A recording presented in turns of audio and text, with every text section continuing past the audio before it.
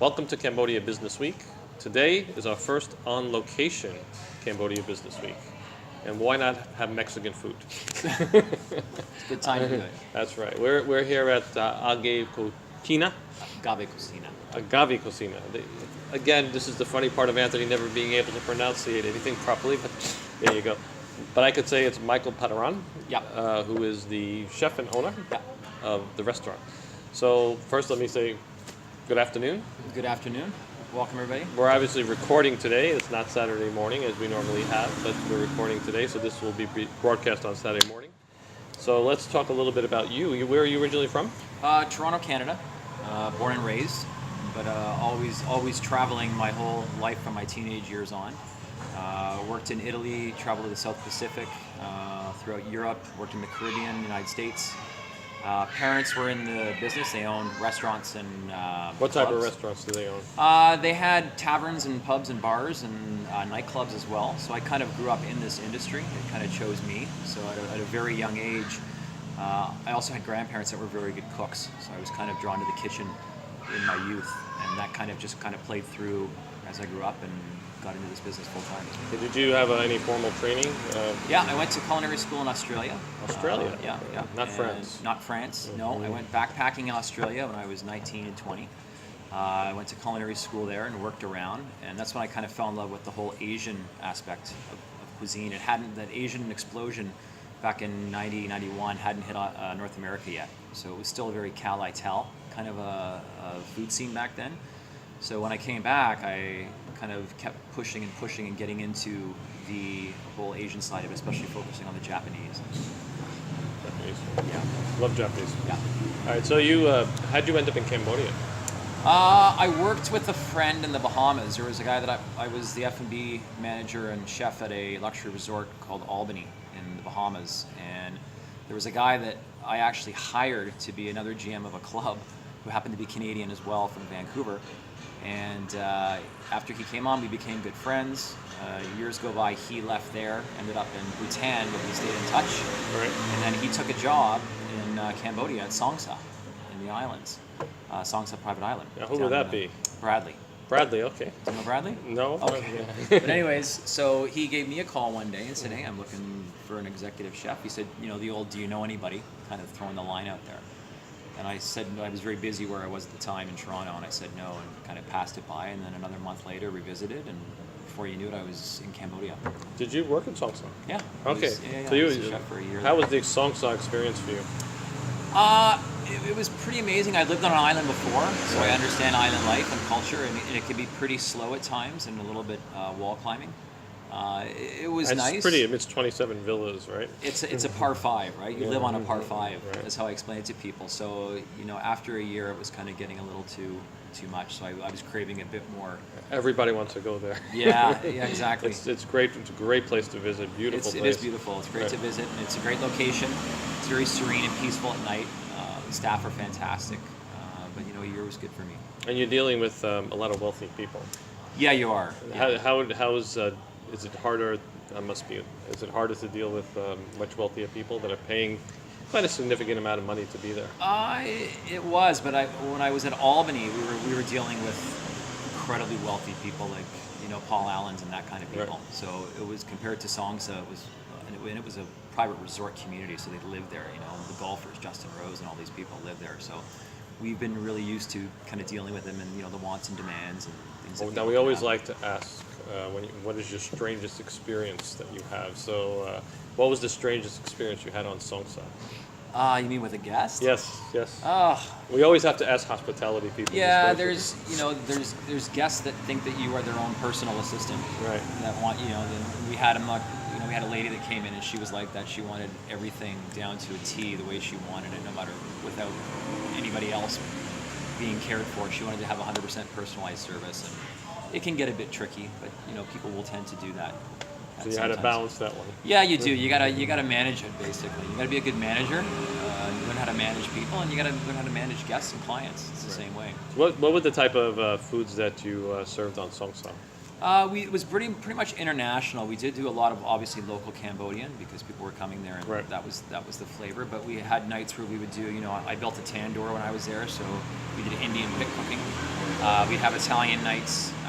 We would do different European and Latino nights, and we throw a lot of different flavors in. But, So you learned to cook Cambodian dishes. yeah. All right, tell us about your favorite Cambodian dish. My favorite, I think, Cambodian dish is, I know a lot of people will say lak lak. I do like fish and muck, but there's one called play tray, which is kind of a ceviche, and it's with banana leaf and with fresh lime juice, and it's just got this amazing array of textures and flavors, and also has nuts in it as well. So that's one of my favorite. The curries I like a lot. There's a red chicken curry that's a little bit different than Thai curries. I find them a little more subtle. Not as spicy. Not as spicy or pungent. I find them a little bit toned down. And a little bit more sweeter. They tend to have a bit of a sweeter palate here. So how did you learn to cook Cambodian food? With the staff that were around me. I had some very good chefs around me that were very good local cooks. At Songsa? At Songsa, yeah. My sous chefs and that. So just by kind of watching them, and then through my own personal research, and every time I traveled or went around Cambodia, I'd always order certain dishes just to see the diversity of that dish. I'd always try a fish and muck just because I wanted to try. There's so many variants. So have you become a really good Cambodian cook? I've become I'm pretty adept at it, I would say. I'm a pretty good Cambodian cook at this point. But we're not in a Cambodian restaurant. Today we're in a Mexican restaurant. Yes, we are. Yeah. So you, after Songsa, I imagine you decided to go on your own? Well, I came up here and then I did some consulting. Right. And then after that time, I had one of my partners that is now a partner here was, we were talking about opening a restaurant, kind of figuring out which way to lean. And we were thinking, what type of cuisine would suit best. And I think after talking to people and researching, there seemed to be a hole of Mexican cuisine in the city. There wasn't a really good representation of Mexican food. It was either very Tex-Mexy, or it didn't fill the void in the sense of the atmosphere and the decor and everything. It was very kind of just down to the ground, not much to it. We have a few. I guess we have Viva on the riverfront. Which gets that tourist type gets crowd. The tourist trap kind of going there. And then we have the Corona. Yeah, Taqueria Corona. Right, which is big dishes. Yeah. And then we have Dos Pesos and you. Yep. Yeah, exactly. So there's about four or five. So what makes your restaurant, besides it does look very Mexican? Yeah, I think we tend to give the overall experience. Our menu is Oaxacan, so it's from the south of Mexico along the Gulf there in the Yucatan Peninsula side. We tend to stay away from too much Tex-Mex.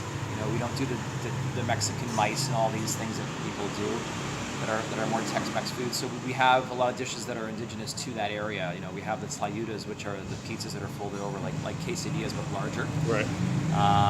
We have tamales that are wrapped in banana leaves, which are very traditional of that region as well.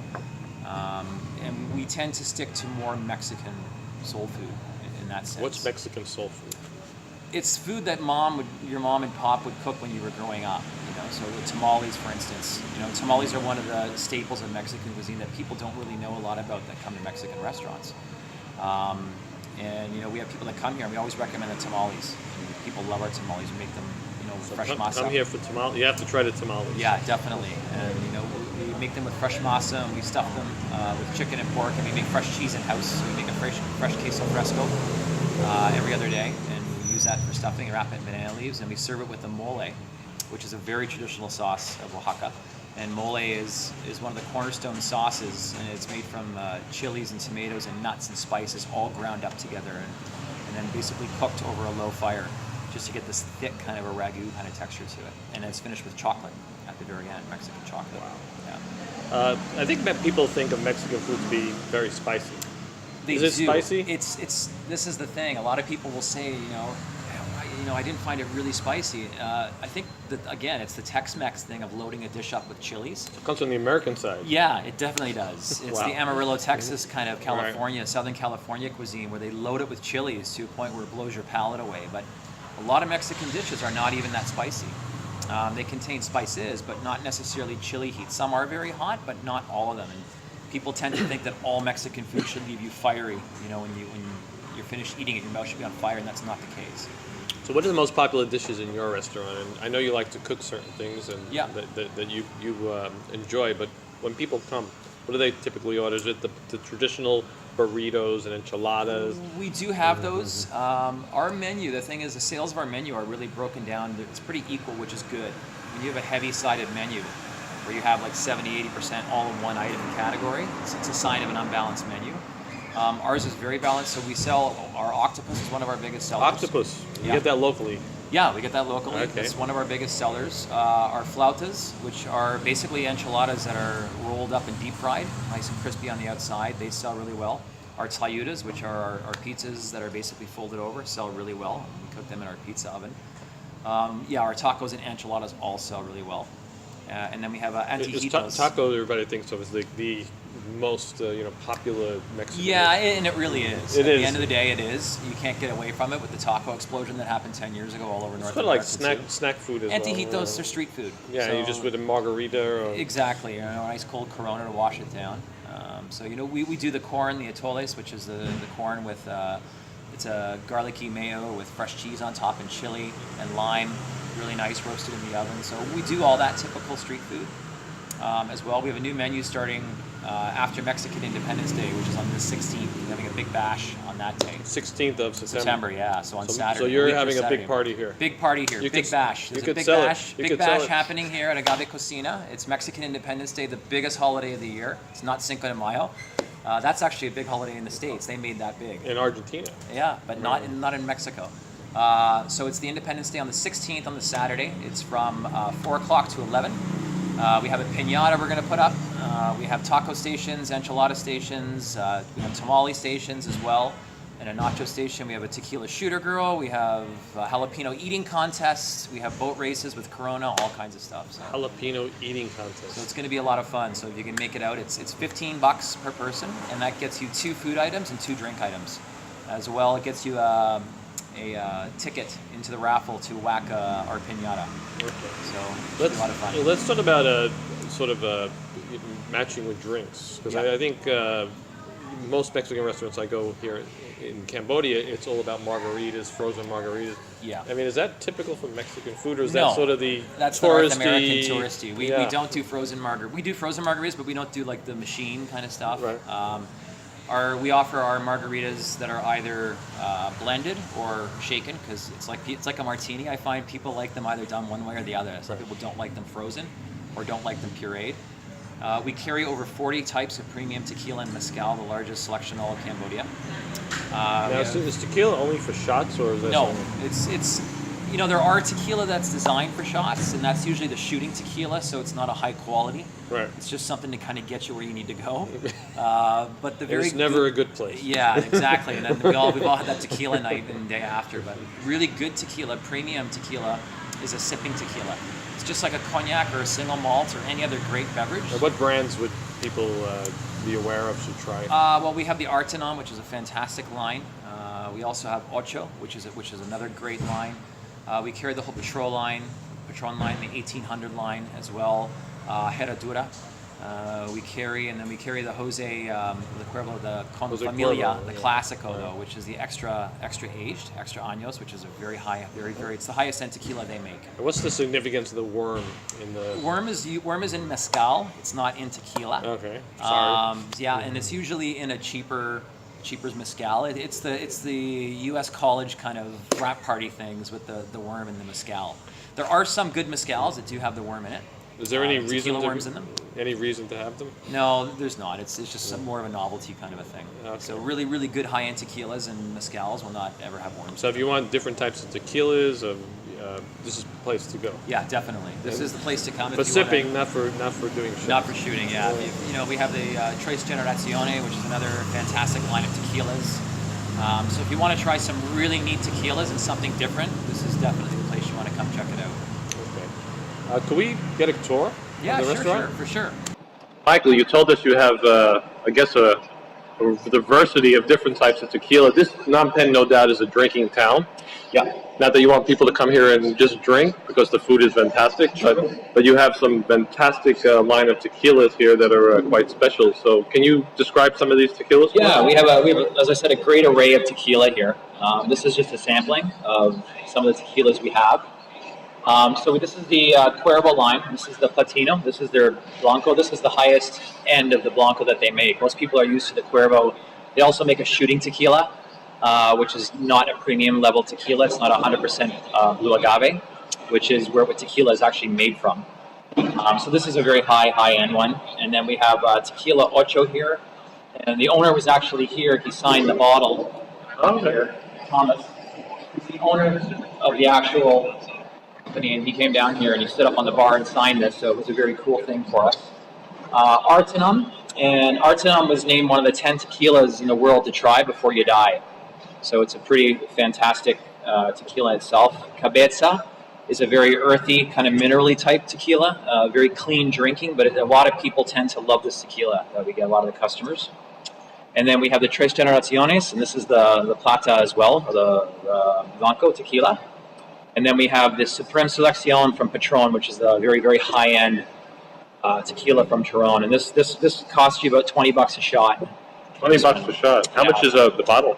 The bottle's like $260, $300 for the bottle. So you import this?